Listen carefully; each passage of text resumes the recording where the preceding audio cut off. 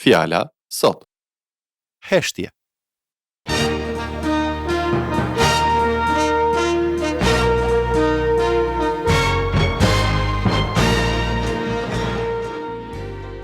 Përshëndetje dhe mirë se vini në këtë seri programesh nga pastorët Paul dhe Doug Schroeder nga Shërbesa Fjala sot.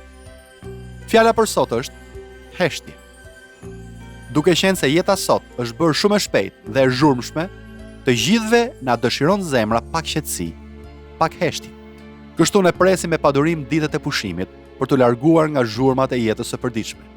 Por nga ana tjetër, jemi mësuar aq shumë me zhurmat saqë qetësia na duket e çuditshme dhe shumë shpejt na merr malli për rrëmujen e qytetit dhe shpejtësinë e saj marramendse. E megjithatë, ne duhet të dimë se ekziston edhe një heshtje e mbinatyrshme. Na ndiqni në programin tonë të sotëm për të mësuar se edhe kur duket sikur Perëndia hesht para kërkesës apo lutjes son, ai është duke punuar në jetën tonë dhe se kjo heshtje është një sprov për besimin tonë.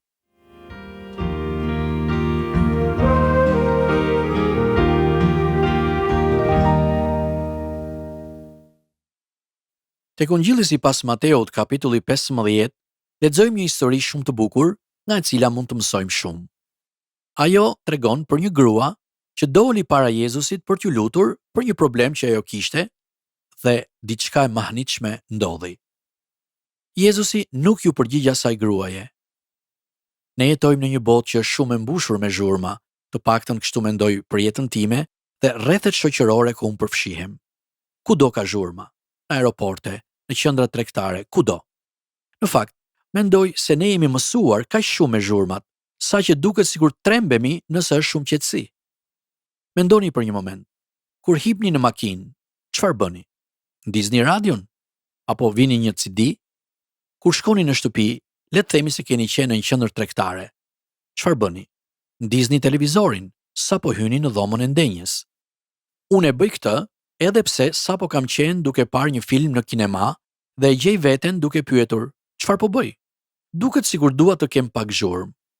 Shumica e njerëzve kanë më shumë se një radio dhe një televizor në shtëpi dhe kanë një radio në makinë.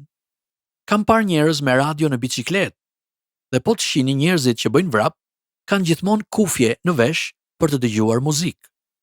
Është e mahnitshme, pozitivisht në fakt, se sa gjë e çuditshme na duket kur është heshtje e plot. Mendoj se njerëzit ndihen po kështu kur bëhet fjalë për Perëndin. Ne lexojmë Biblën dhe jemi shumë krenar për një Perëndi që shfaq madhështinë dhe forcën e tij. Lexojmë për luftrat e izraelitëve dhe se si Perëndia i ndihmoi ata. Lexojmë për mrekullitë dhe veprimet e Perëndisë. Dhe ne dëshirojmë një Perëndi që vepron gjithmonë, apo jo? Dëshirojmë një Perëndi të plot fuqishëm, të gjithë pushtetshëm, që ndërmerr veprime. Aty ku ka nevojë, Perëndia lëviz për të ndihmuar dhe për ta plotësuar atë nevojë. A keni menduar ndonjëherë për një Perëndi që është i heshtur? Një Perëndi që nuk thot dhe nuk bën asgjë? Kjo është situata në kapitullin 15 të Mateut. Kjo grua po shkonte për t'ju lutur e përgjëruar Jezusit për ndihmë dhe ai nuk bën asgjë. Nuk thot asgjë në fillim. Ai bën sikur nuk e ka dëgjuar atë grua. A nuk është e çuditshme? Thjesht mendoni për një minutë. Sikur ju të shkonit tek dikush, t'i thoni disa fjalë dhe të shpërfilleshit plotësisht nga ai person. Pra, ai të vepronte sikur ju nuk ishit fare aty dhe të mos ju përgjigjej. A nuk do të ndiheshit të fyer? Ndoshta ju do të ofendoheshit shumë e do të vrisit mendjen se përse ai nuk ju përgjigj kërkesës apo pyetjes tuaj. Kjo grua që po shkonte për ndihmë kishte një besim aq të madh sa nuk hoqi dorë. Në fakt mund të lexoni tek Marku kapitulli 7, sepse e gjejmë dhe këtu këtë referencë. Tek libri i parë i mbretërve kapitulli 17 gjithashtu, ka një referencë tjetër që thotë se ndonjëherë duket sikur Jezusi nuk na dëgjon. Jezusi ishte shumë i famshëm dhe njerëzit vinin nga vende shumë të largëta për ta takuar. Kjo grua kishte ardhur për t'ju lutur atij që t'i shëronte vajzën e saj, e cila ishte e pushtuar nga një demon. Pra, ajo ishte një ndërmjetësuese, mund të themi, për vajzën e saj. Ajo shkoi duke u lutur e duke ndërmjetësuar tek Jezusi. Kjo grua po mbante një barë të jashtëzakonshme për vajzën e saj, e përsëri Jezusi e shpërfilli plotësisht atë. Kjo duket të ishte një sfidë shumë e madhe për besimin e asaj gruaje, e shumë njerëz mund të kishin hequr dorë nga lutja dhe të refuzonin të shkonin përsëri tek ai. Nëse ai nuk më përgjigjet, nuk do t'i lutem më. Para se të ndalem në mënyrë të veçantë të kjo ngjarje, dua t'ju tregoj një nga vendet më të rëndësishme ku e kam vënë re heshtjen në jetën time. Më kujtohet hera e parë që isha në qendër të Tokios. Kishte shumë zhurmë dhe shumë makina, e përsëri u ndjeva krejt i vetëm, sikur isha i vetmi njeri mbi faqen e dheut.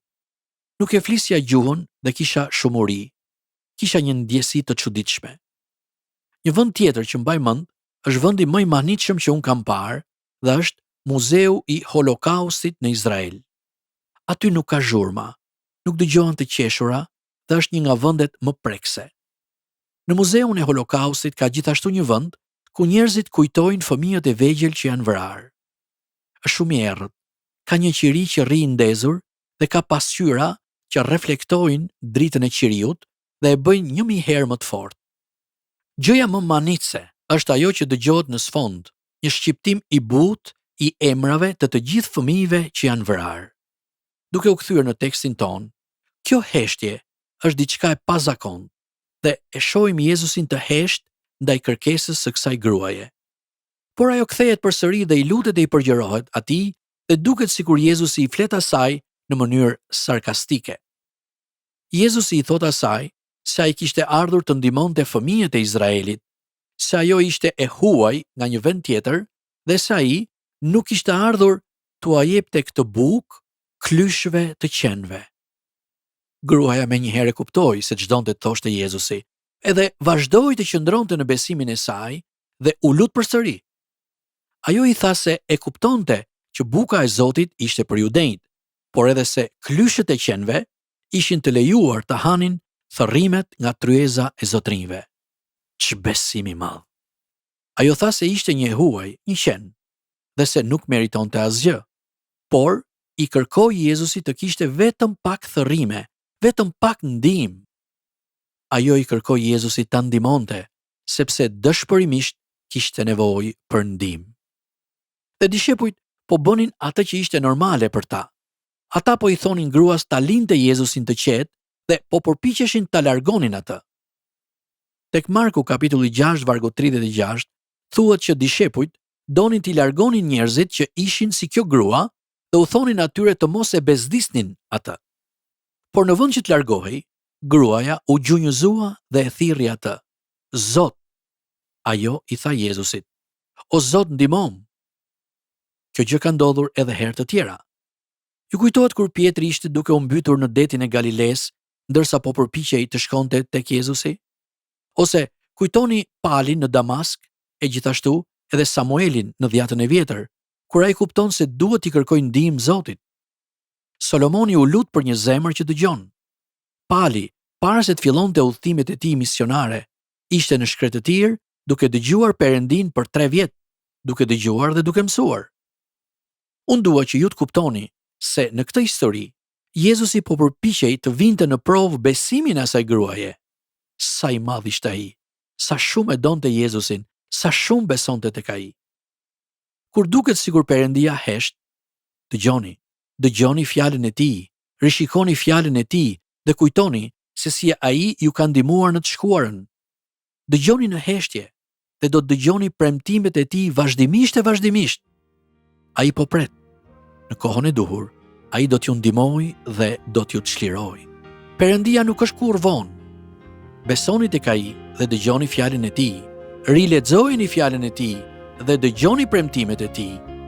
Perëndia gjithmonë do t'ju dëgjojë dhe do t'ju përgjigjet në momentin e duhur.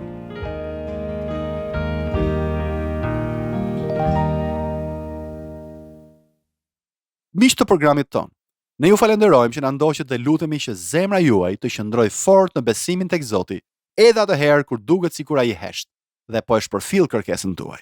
Ju duhet të dini se edhe në heshtjen e tij, Perëndia është duke bërë gjëra të mrekullueshme në jetën tuaj dhe kushdo mund të ketë bekimet e Perëndisë përmes Jezus Krishtit. Për të mësuar më shumë për këtë, dhe nëse doni të mësoni më shumë për Jezusin, Na shkruani në adresën tonë postare TWR Albania, kutia postare 130 Tiranë, ose në email twralbania@gmail.com. Këtë program mund ta dëgjoni në YouTube në kanalin TWR Albania, playlista Fjala Sot.